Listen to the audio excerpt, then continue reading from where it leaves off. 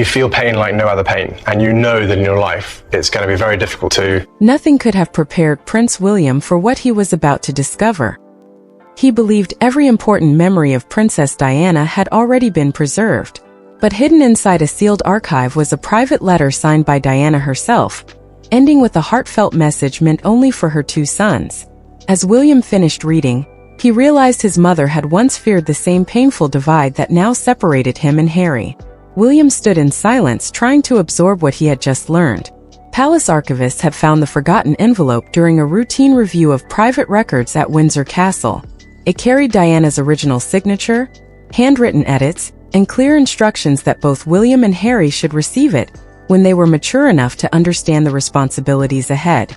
As he read further, one passage hit him the hardest. Diana asked William to always protect Harry but never ignore his own sense of right and wrong.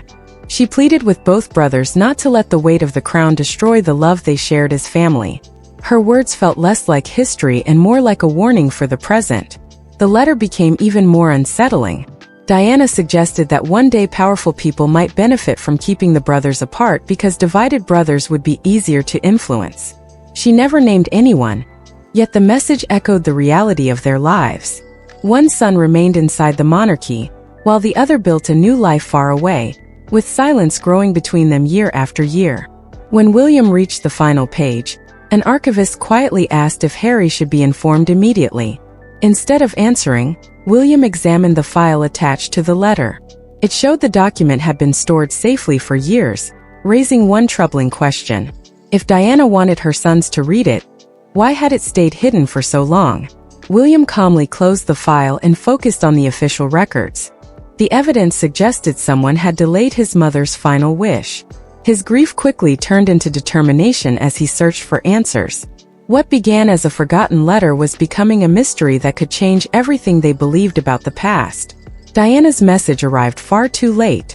It was no longer reaching two young boys grieving their mother, but two adult brothers separated by distance, years of pain, and choices that could never be taken back. Meanwhile, William carried the weight of one day becoming king, while Harry lived with the belief that the royal institution had left him behind. Now Diana's words seemed to call on both brothers to rebuild a relationship that had slowly fallen apart.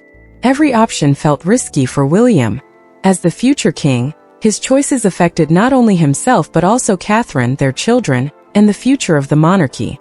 Reaching out to Harry could reopen old arguments, while staying silent would repeat the very mistake Diana had warned against. Harry faced his own battle.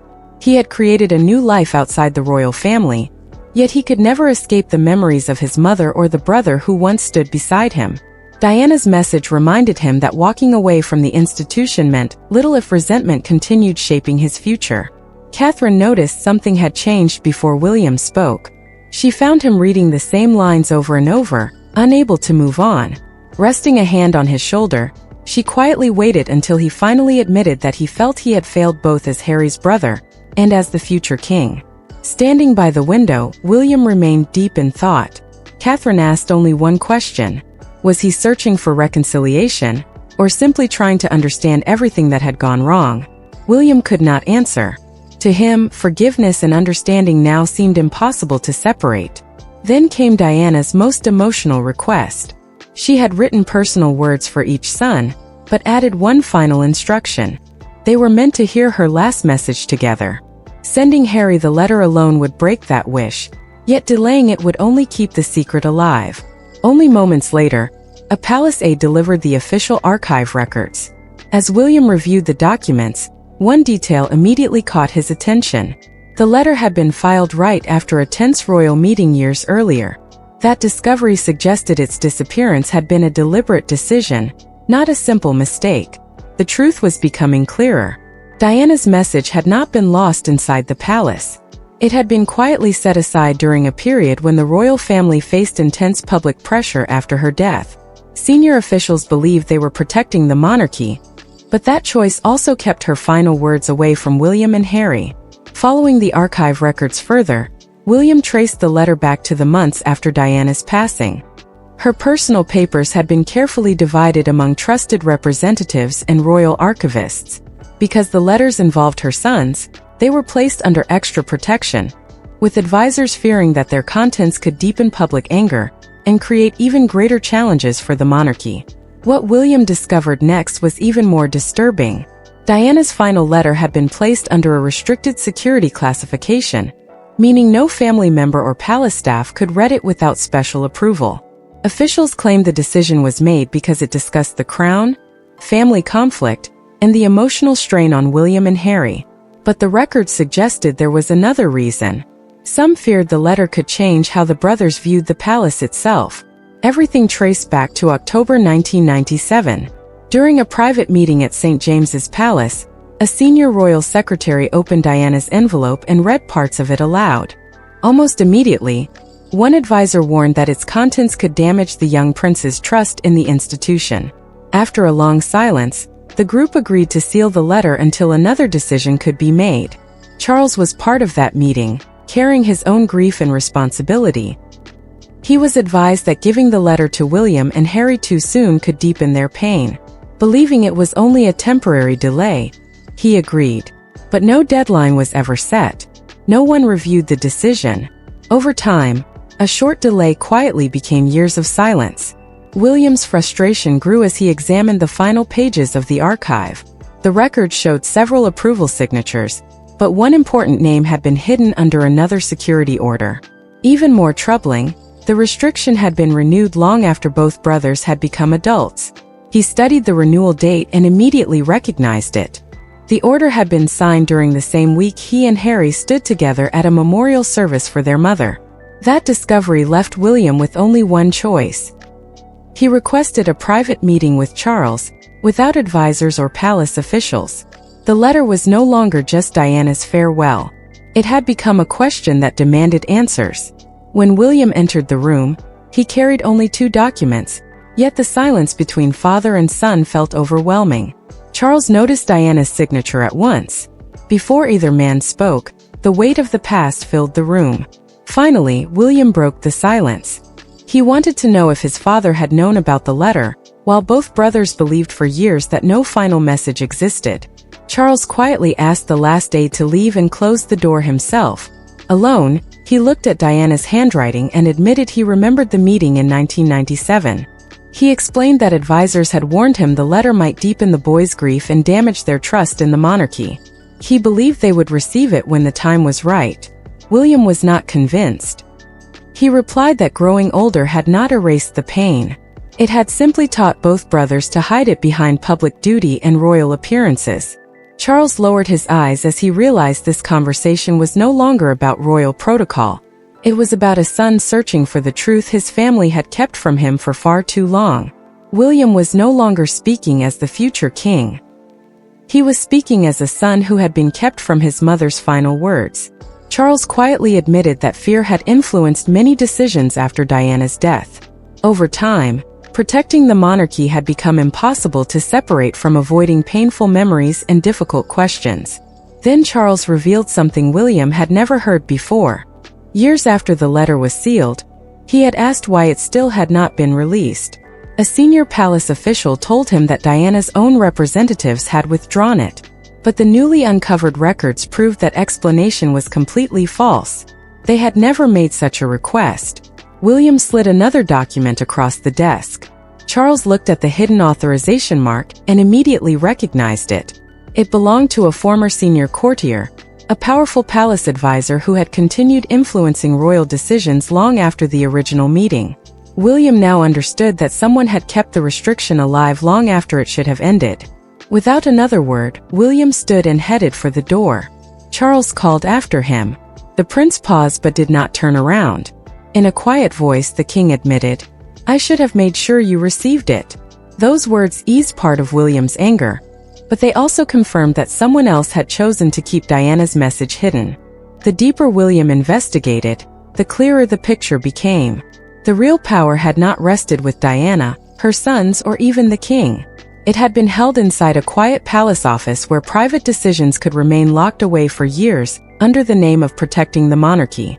Following the trail of approvals, William discovered that one former courtier had controlled access to Diana's private correspondence. Instead of simply preserving the letter, He had decided how its contents might affect the royal family and kept it from the brothers. For William, that felt like a betrayal by the very institution he was expected to lead. Although the official had retired long ago, the order remained in place. Each new private secretary simply accepted the old decision instead of questioning it. No one reopened the case. No one asked whether the restriction still made sense. Charles lowered his head when William showed him the renewed authorization. His own authority had been used to support the restriction, even though he had never personally approved its extension. His original decision had opened the door, but others had quietly turned it into lasting policy. Just when the mystery seemed complete, Catherine noticed something unexpected. A second envelope number appeared beneath a handwritten correction. Comparing it with the archive records, she realized Diana's letter had originally included another page. That page was now missing. William searched further and uncovered another internal palace memo. It suggested that releasing Diana's words could encourage William and Harry to place family loyalty ahead of their royal responsibilities. If true, it meant the missing page might contain the most important part of Diana's final message, and someone had worked very hard to keep it out of their hands. The newly uncovered memo changed everything. What Diana had written as a mother's plea for unity had been treated as a possible threat to the monarchy. William struggled to understand how such a deeply personal message had been viewed through the lens of royal politics. Searching for more answers, he watched as the palace custodian unlocked the drawer where the missing file should have been. It was empty.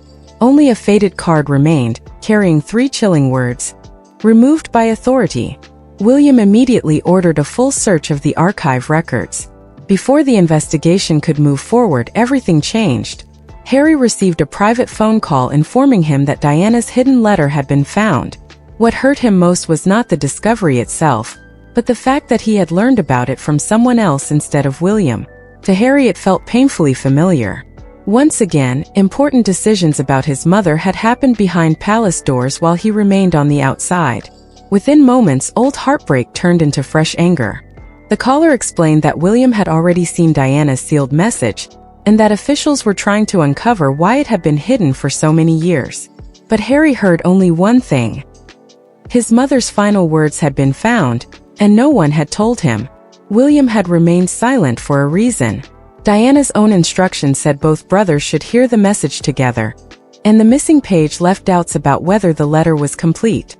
He wanted to protect its authenticity before involving Harry. Instead, his silence created exactly the misunderstanding Diana had feared. Harry called William without hesitation. His voice carried years of frustration as he demanded to know why others had once again decided when he deserved to hear his mother's words. William tried to explain about the missing page, but Harry refused to listen. To him, it sounded like the same old pattern repeating itself. Then the conversation took an unexpected turn. Harry shared something he had never revealed before. He said Diana had once told him never to believe that William had stopped loving him. Through every disagreement, he had quietly held on to those words. Harry also revealed that he still possessed an old handwritten note from Diana containing a single line, "Stand beside each other by choice." William instantly recognized its importance. The wording matched the tone of the newly discovered letter, and could be the missing link that proved another page had once existed. More importantly, it suggested why the message had worried palace officials. Diana had not asked her sons to choose the institution above all else. She had urged them to choose each other, freely and without pressure. Without telling anyone else, William closed the library door, dismissed his aide and called Harry back. After a long silence, he made a simple promise. "We read the rest together, or neither of us reads another word." Harry agreed to meet, but with one condition. William would bring the original letter, and leave the crown outside the room. For the first time in years they would meet not as prince and duke, but simply as two brothers, searching together for the last words their mother had left behind. This meeting was unlike any they had shared in years. There were no advisors, no cameras, and no prepared palace statement. William arrived carrying Diana's original letter. Harry brought the handwritten note he had quietly protected for years. They sat across from each other, no longer as rivals, but as two brothers carrying the same loss. The meeting took place far from the palace, where no official could interrupt and no private conversation could become public. For the first time in years, they agreed that what happened inside the room would stay between them. No institution. No headlands. Just Diana's two sons. As William began reading the letter aloud, the tension remained, but something else entered the room. Alongside years of anger came memories of love, childhood, and the bond they had once shared before life pulled them apart. Diana's words were simple but powerful. She encouraged her sons to be honest with each other, to forgive without losing themselves, and to remember that neither duty nor distance could erase the family they had always been. She never asked them to think alike. She simply asked them never to forget each other's humanity. Harry quietly looked down when one passage warned that pain could turn brothers into symbols instead of people. He admitted that, over time, he had begun seeing William only as the face of the monarchy, forgetting the brother who had once stood beside him through their darkest days. William answered with his own truth. He confessed that protecting the crown had often become an excuse to avoid painful conversations. He believed silence kept the peace, but Diana's letter made him realize it had also deepened the distance between them. Then Harry unfolded his old handwritten note and placed it beside the letter. Together, the missing words formed one complete sentence. Stand beside each other by choice, never by command. In that moment, both brothers understood why those words had been considered so sensitive. Diana believed that real reconciliation could never be forced. It had to come from love alone.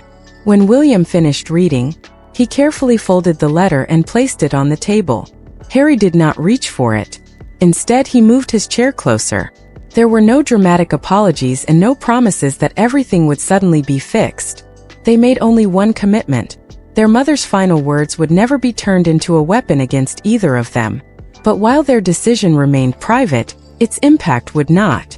By the next morning, news that Diana's hidden message had finally been read by both brothers spread far beyond palace walls. The story touched people across Britain because it brought back memories of Princess Diana and the two young boys who once walked behind her coffin. This time, however, the questions were different. People wanted to know why her final message had been hidden for so long, who had benefited from keeping it secret, and whether the brothers had finally taken the first real step toward healing the divide that had defined them for years. Soon after, the palace released a carefully written statement. It confirmed that Diana's private letter had been found, verified as authentic, and read jointly by William and Harry. While the contents remained confidential, that single announcement ended years of speculation and silence. Charles moved quickly to prevent the situation from growing worse. He ordered an independent review into how sensitive family documents had been handled and introduced a new rule stating that no restriction created by a retired official could remain in place without fresh approval. It was an acknowledgement that one temporary decision had shaped his sons' lives for far too long. William never wanted his mother's final words to become public headlines. Even so, he understood that years of secrecy had made that impossible to avoid. Harry agreed. In a rare joint statement, both brothers confirmed they would not release the full letter, choosing to protect Diana's memory instead of feeding public curiosity. The king also accepted responsibility. Rather than placing all the blame on former palace advisors, Charles admitted that he should have made sure Diana's message reached her sons. Fear had delayed that moment, but his silence had allowed the delay to continue. William did not immediately forgive him, yet for the first time he saw his father accept responsibility without making excuses. Outside Kensington Palace, public emotion quickly grew. People gathered with flowers, handwritten notes, and memories of Diana.